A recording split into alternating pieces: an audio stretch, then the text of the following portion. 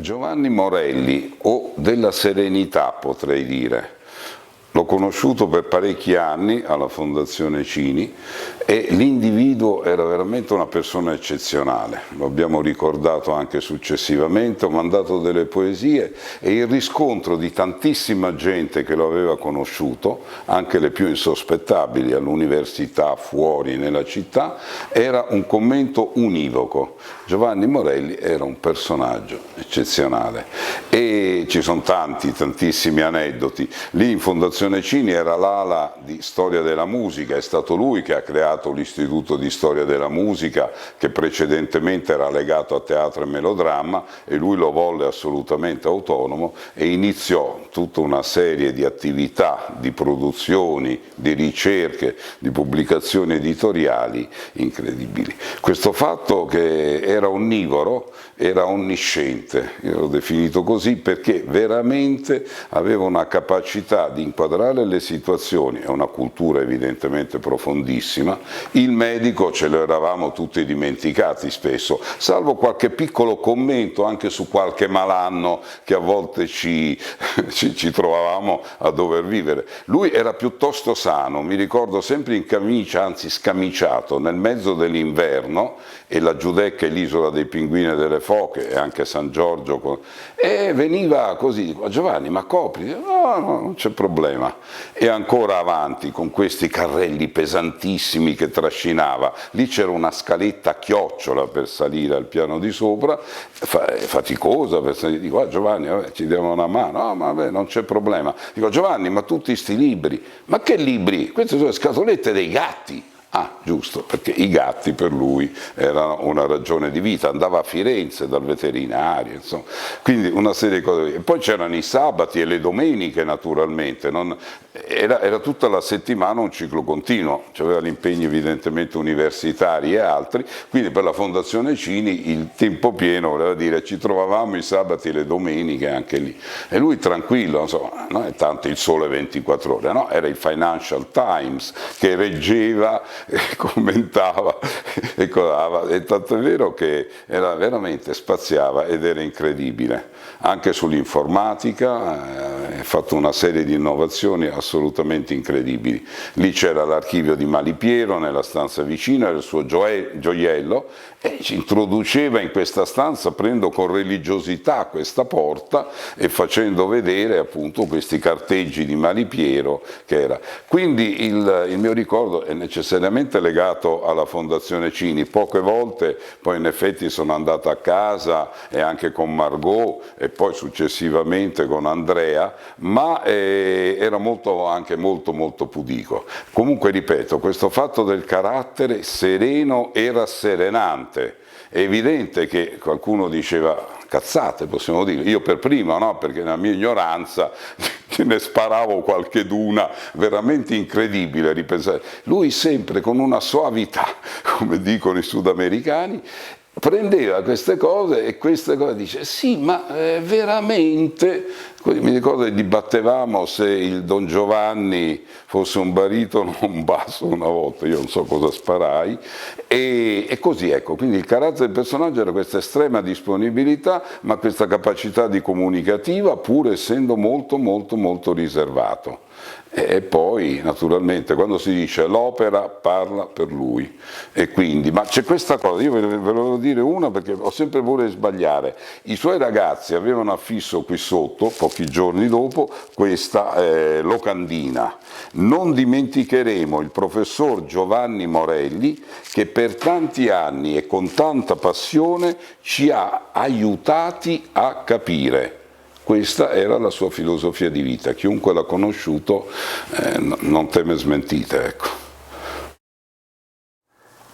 Nel ricordare il 10° anniversario di Giovanni Morelli mi sono venute in mente delle cose che avevo detto, un ricordo alla Fenice appunto 10 anni fa, nel 2011, e mi erano rimaste impresse due caratteristiche dell'uomo Giovanni, perché dell'uomo, diciamo, dello studioso, dell'accademico, del saggista, dell'artista fanno fede tutte le pubblicazioni che ci sono e che bisogna sempre rileggere, perché Giovanni è una miniera nella lettura. Invece no, rispetto alle qualità dell'uomo mi venivano in mente due caratteristiche che mi piacerebbe ripetere a distanza di 10 anni, proprio perché credo che siano ancora valide. Una era la capacità di Giovanni di fare degli scherzi, e la seconda era una disponibilità alla premura. Era giocoso, scherzoso, ed era anche premuroso nei confronti di tutti, dei colleghi, degli studenti, delle persone con cui veniva in contatto, con il mondo accademico, alla Fondazione Cini, eccetera. Per gli scherzi mi veniva in mente una cosa tra le più belle, credo, che riguarda indirettamente i Promessi Sposi, nel senso che una volta, avendo finito la giornata proprio in queste stanze, parlando dell'andare via, io ho detto, beh, cerco di andare a casa perché è tardi. Allora sul cercare è venuto fuori Fra Galdino, che è un personaggio che va alla cerca delle noci e arriva a casa di Lucia e di Agnese, la madre. E dopo, facendo la strada, abbiamo continuato a commentare questa cosa, però rimanendo sempre nell'ambito dei Promessi Sposi. Il giorno dopo, imboccando Calle di Capomicini, che era una delle sedi in cui facevamo lezione, sotto ai piedi avvertivo un cric-crac di gusci di noce. Bene, cioè Giovanni Morelli aveva messo su tutta la calle gusci di noce proprio per richiamare il discorso che facevamo. Però la cosa, attenzione, non è che è durata quella volta. Noi ci vedevamo il giovedì, venerdì e sabato lì, e tutti i giovedì, venerdì e sabato trovavi queste gusci di noce. Questo per 2 settimane, perché lui aveva ragionato che tutti si aspettavano questo scherzo reiterato. Di colpo non l'ha più fatto, proprio nel momento in cui aveva intuito che lo scherzo basta, si è stufato e non l'ha più fatto. Ecco, per dire della caratteristica di Giovanni persona. Un'altra cosa appunto che volevo così brevemente sottolineare è questa della disponibilità, delle premure. Per esempio, credo che alcuni studenti ancora adesso potrebbero ricordare questa faccenda delle caramelle Rossana o delle pastiglie Leone, che regolarmente Giovanni metteva sul tavolo degli esami. Cioè, quando c'erano gli esami, metteva 2 ciotole, riempiva queste 2 ciotole, una con le caramelle Rossane e una con le pastiglie Leoni, per mettere a proprio agio gli studenti, cioè per dargli, però non è che diceva niente, impassibile su questa cosa. E si vedeva quando facevano gli esami, poi c'era anch'io delle volte, che lo studente guatava queste cose perché non capiva perché. E alla fine, finito l'esame, Giovanni diceva, beh, se vuole, studente un po' timoroso, perché Giovanni era molto aperto e disponibile, ma era anche severo, poteva essere severo, poteva incutere una certa perplessità o sospetto da parte degli studenti. E dopodiché loro invece hanno cominciato a capire, e allora anche quella è diventata un'abitudine delle caramelle Rossana a Bonvicini. Una terza e ultima cosa è, ripeto, sempre per dare un'idea di Giovanni uomo, e il fatto che un nostro collega di storia dell'arte moderna, Massimo Gemini, il sabato mattina faceva lezione da noi a Bonvicini, e siccome facendo lezione faceva 3 ore di lezione continuative, alla fine ero esausto e diceva sempre, mi piacerebbe adesso mangiare un panino. Da quando l'ha detto, per 3 mesi, 4 mesi, Giovanni faceva trovare tutte le mattine, ma non un panino, faceva fare alla Giudecca, dal salumiere che c'è lì, faceva fare 3-4 panini, tutti incartati con la carta di alluminio, con prosciutto crudo, bresaola. Ecco, per dire che questo naturalmente era un modo per come dire, mettersi al servizio del collega, dell'amico, eccetera. Un'ultimissima cosa proprio sulla faccenda del maestro e dell'antimaestro, perché in questi casi si dice sempre che un grande come Giovanni era un maestro, è stato un maestro per generazioni di studenti, insomma, di quelli che hanno continuato un po' a occuparsi delle sue discipline. Io penso che a sottolineare proprio il carattere di unicità, si diceva una volta per le opere d'arte che erano uniche e ripetibili. Ecco, Giovanni è per me unico e ripetibile, nel senso che è bene che non ci siano stati seguaci, né nell'ambito delle istituzioni culturali, tipo per esempio la Fondazione Cini, né anche nell'ambito accademico qui veneziano. E questo, ripeto, non perché esprimo una scontentezza sul fatto che non ci siano stati degli eredi, ma perché questo mi conferma e mi riconferma dopo 10 anni della unicità e ripetibilità della figura di Giovanni Morelli. Ricordare Giovanni Morelli per me è sempre una sensazione molto dolorosa, molto triste, mi ricorda un periodo della mia vita particolarmente felice, l'incontro con una persona che era molto generosa e anche nei miei confronti è sempre stato molto disponibile.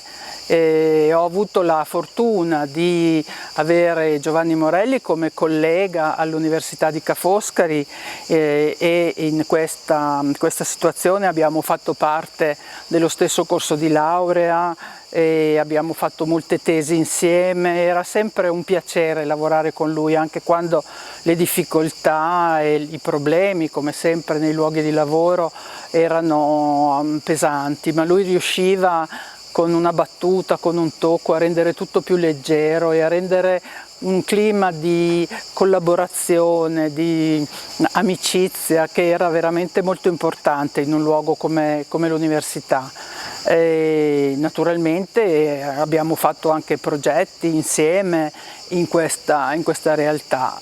Poi la possibilità di lavorare con lui alla Fondazione Cini, collaborare con lui in tanti progetti diversi e di diversa natura è stata per me veramente una scuola di vita e di lavoro importantissima. Io non sono stata una sua allieva, l'ho conosciuto personalmente quando andavo alla Fondazione Cini come studente a studiare in biblioteca e lui frequentava l'istituto che all'epoca si chiamava Istituto per le Lettere, il Teatro e la Musica ed era una presenza sempre lì insieme alla dottoressa Muraro e al professor Folena, facevano progetti, organizzavano convegni ed io da giovane studente ascoltavo questa attività molto fervente, piena di idee, piena di discorsi innovativi e sono rimasta quindi poi amica negli anni seguenti. Le mie prime esperienze di lavoro le ho fatte in questa situazione e Giovanni anche in questo caso mi ha, come dire, aiutato molto ad entrare nel mondo del lavoro. Poi quando sono diventata direttore dell'Istituto per il Teatro e il Melodramma, la collaborazione con Giovanni era costante, diciamo che qualsiasi tipo di iniziativa che veniva progettata aveva sempre l'approvazione o comunque un momento di discussione con lui. Ecco quindi che posso, per dire la mia esperienza, posso dire che Giovanni mi colpiva molto per la sua apertura, ecco, per un senso di libertà, per un senso di curiosità. Ecco, lui era naturalmente una persona, lo hanno detto tutti, di enorme cultura, di enorme sapienza e conoscenza, ma quello che mi piaceva di lui e mi piace ricordare qui era la sua curiosità, proprio l'idea che non c'era un ambito di studio, di ricerca, di scienza che lui non avesse qualcosa da dire, che per lui non fosse un'area in cui entrare, approfondire, sperimentare, provare.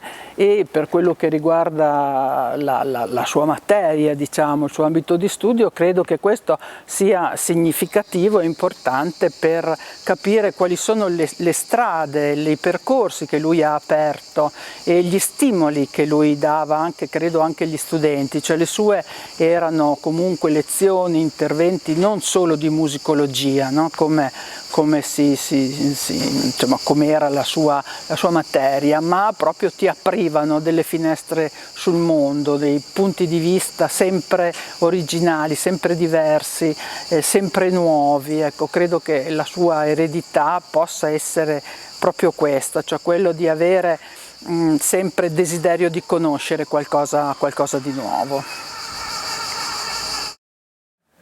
La mia testimonianza su Giovanni è la testimonianza di una generazione diversa. Io sono ancora più giovane di Paolo da un certo punto di vista, sono venuto dopo. Io mi sono iscritto e ho cominciato a studiare con Giovanni Morelli, con un corso su Rameau nel 1983-84. E da allora, come spesso accadeva con Giovanni, con gli allievi di Giovanni, si diventava amici. E siamo sempre rimasti in contatto. Era certamente un personaggio eccentrico, con le sue ciabattine, e le sue spadriglie e le sue camicie, sempre appunto, come ricordava Giovanni Alliata, sempre caloroso, come si dice a Venezia, cioè voglio dire sempre senza maglioni o senza cappotti, solo in camicia, nel pieno inverno. Però ovviamente c'era di più. Io da lui imparavo, e si imparava come nella tradizione orientale, anche solo stando vicino a un determinato maestro. Ho continuato e poi ho interrotto gli studi a metà solo per suonare. Ho suonato per una decina d'anni e nel frattempo però il contatto con Giovanni rimaneva. Poi ho deciso di ritornare all'università, sono andato a parlare con Giovanni che mi ha, diciamo così, riaccolto come figlio il prodigo e visto che nel frattempo mi attiravano altri suoni, altre esperienze musicali che erano quelle del mondo, in quel caso ottomano-turco, perché ero pienamente dentro a questa cosa qui, e parliamo del 1998,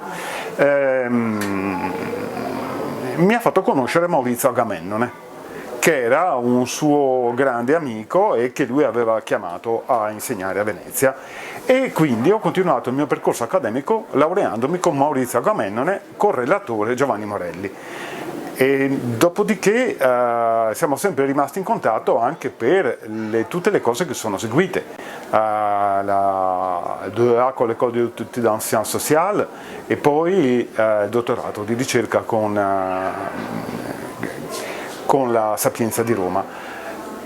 Va detto che Giovanni nei suoi finiti amori aveva anche quello dell'etnomusicologia. Lui ha insegnato etnomusicologia per diversi anni e poi è arrivato Maurizio Agamennone, che è stato suo grande amico e che è stato il mio professore, il mio maestro, e quindi è rimasto sempre questo contatto con Giovanni negli anni in Fondazione Cini. Anche quando ho organizzato io cose in Fondazione Cini c'era ancora Giovanni, e Giovanni anche tra l'altro aveva bandito questo concorso per ricercatori in etnomusicologia per sistemare un po' le cose, e nel 2011, poco dopo che lui se n'è andato, nel dicembre del 2011 c'è stato questo concorso affollatissimo al quale ho partecipato e che in qualche maniera ho vinto.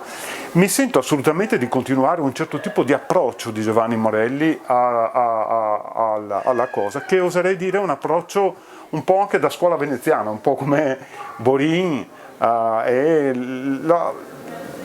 la generazione che mi ha preceduto, la scuola che mi ha preceduto, un approccio a parte chi parla che è un asino, però molto profondo, molto colto, ma disincantato, divertente, giocoso, credo da questo punto di vista, nonostante appunto la mia insulseria, credo di seguire questo tipo di linea, che è una linea che ha tracciato Giovanni, nel senso di fare cose anche molto serie e puntute, ma sempre in una maniera giocosa, con la leggerezza che piaceva anche a lui. Giovanni Morelli era un maestro e un modello.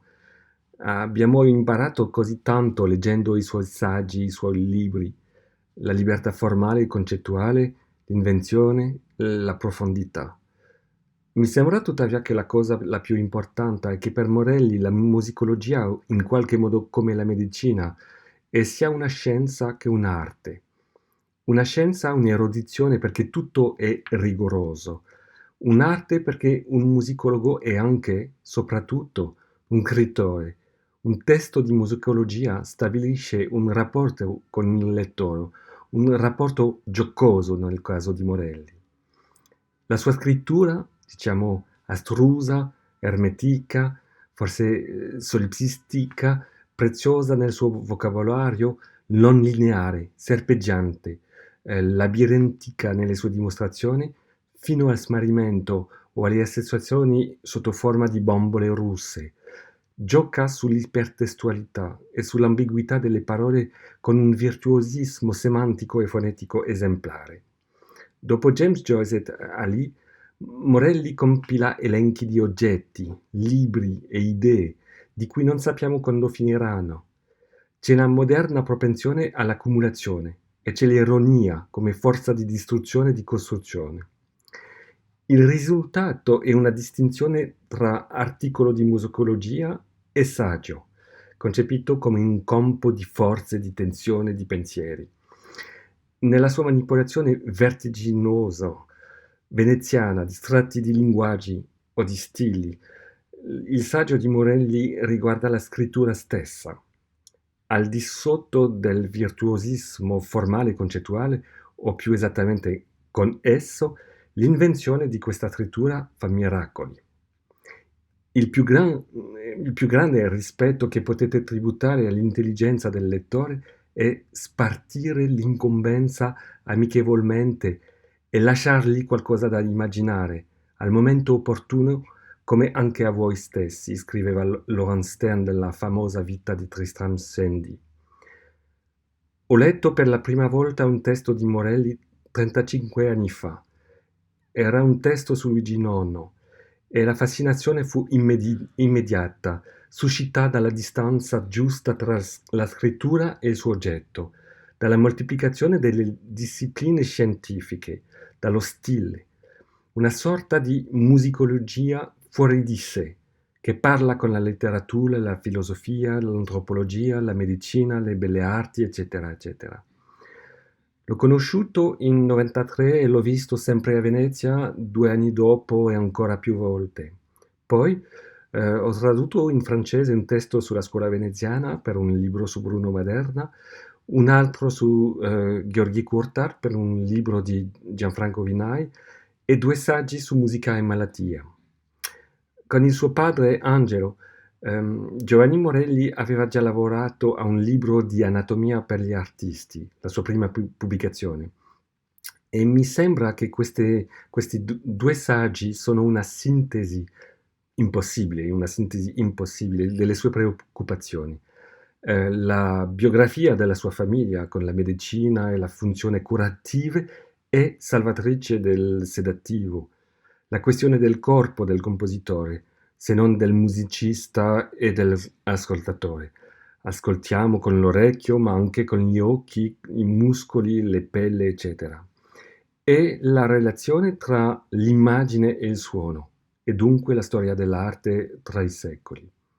Allora c'è tanto da fare lungo i sentieri, i calli aperti da Giovanni Morelli.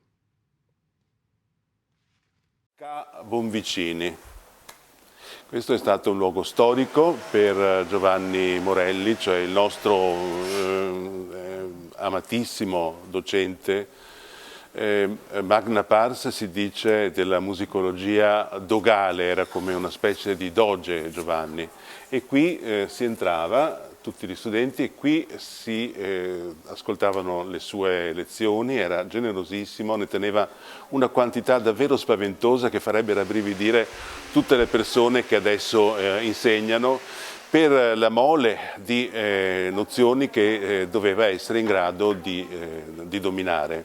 E lo faceva sempre con grande disinvoltura. Era una persona che parlava, tutti dicevano all'inizio era difficile un po' da capire, parlava difficile, poi però piano piano bastava entrare nella musicalità della sua parola, che era romagnolo ma un pochettino di emiliano ce l'aveva, non ho mai capito perché.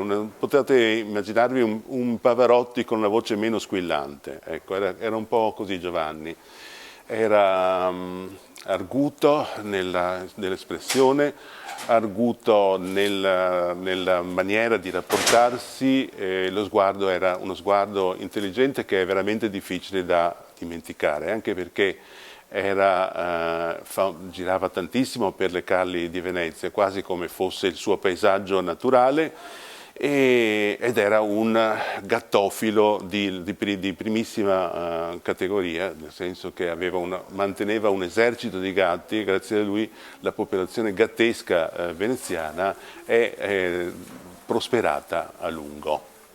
Insomma, i ricordi qui sono tanti e Giovanni aveva stabilito qua una vera simbiosi con la sua maieutica, cioè con il suo modo di insegnare, perché si entrava qui, entrava al mattino, si metteva delle piccole ciabattine e poi passava da un corso all'altro, ne teneva moltissimi perché era didatticamente una persona delle risorse addirittura infinite, poteva insegnare storia della musica per film, poteva insegnare storia della musica moderna contemporanea, filologia musicale e quant'altro. Cosa ho imparato da Giovanni Morelli? Tante cose, ma una mi preme di dirla diciamo con maggior evidenza,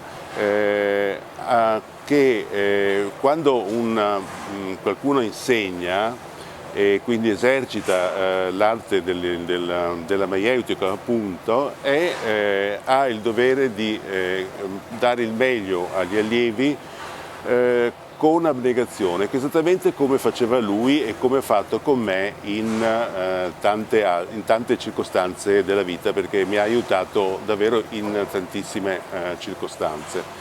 E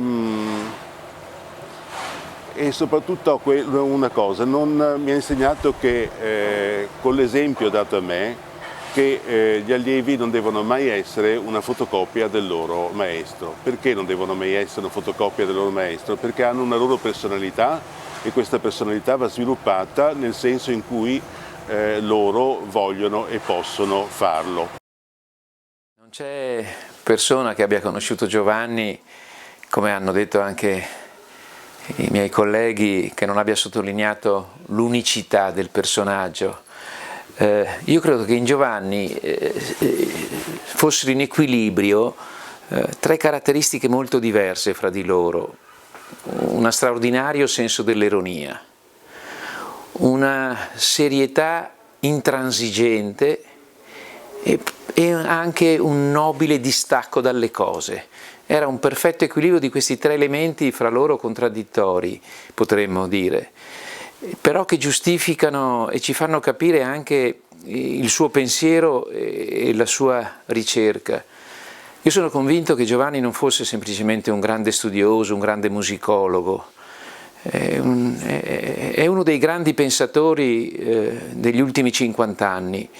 E in queste tre caratteristiche, proprio umorismo, intransigenza e distacco, che si equilibravano fra di loro, si può trovare una chiave anche per intendere la complessità della sua scrittura, perché Giovanni era, diciamo, contro un'ignavia intellettuale molto diffusa, di una faciloneria, di una superficialità. Era un difensore strenuo della complessità della vita e delle cose, ma questa complessità che lui indagava era una forma di generosità estrema. In che senso?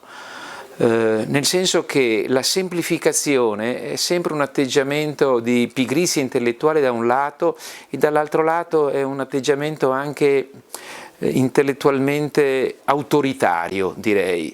La semplificazione è il gesto di chi ricapitola con autorità. Lui invece non ricapitolava mai, per cui, come detto, è difficile capire Giovanni come docente, perché lui dava delle indicazioni e poi sottraeva queste indicazioni, cioè ci invitava ad una ricerca continua in una complessità del fenomeno su cui lui lavorava con un'estrema intransigenza e con un'estrema serietà. E questa estrema serietà e questa difesa della complessità era la difesa di un rispetto dell'altro, che era l'altro aspetto della sua personalità, l'estrema generosità. Forse non sono chiaro nell'affrontare questo aspetto di Giovanni, perché molte volte anche nella comunità accademica il suo pensiero è stato, come dire, sì, Giovanni è una persona estremamente colta, una persona che conosce molte cose, però quello che scrive non lo capiamo, era un po' relegato ai margini, era, come dire, vissuto come una persona generosa, un'enciclopedia vivente, colui che ti dà delle informazioni, ma nel contempo come qualcuno che forse non ci ha lasciato degli scritti di così importante valore. In realtà no, perché dobbiamo leggerli in quella chiave che ho detto all'inizio, questa sintesi che solo lui ha realizzato e quindi lo rendono unico, di senso dell'umorismo, intransigente serietà nel lavoro e nel contempo un nobile distacco e difesa della complessità come atto di rispetto degli altri. Io credo di trovare in Giovanni questo essenzialmente, e naturalmente i ricordi personali sono moltissimi, molteplici, mi è difficile andare nella memoria e selezionare un ricordo piuttosto che un altro, anche perché generazionalmente ero più giovane, quindi avevo studiato con lui più che essere un collega paritetico, quindi lo guardavo con una grande ammirazione.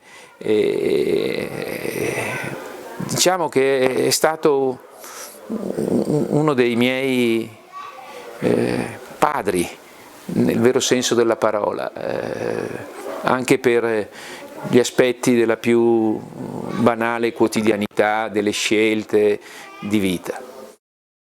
A partire dai primi mesi del 2021 è iniziata l'acquisizione dell'Archivio Morelli da parte della Fondazione Levi.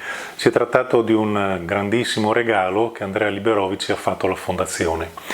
L'archivio verrà ospitato nei locali della Fondazione e della biblioteca.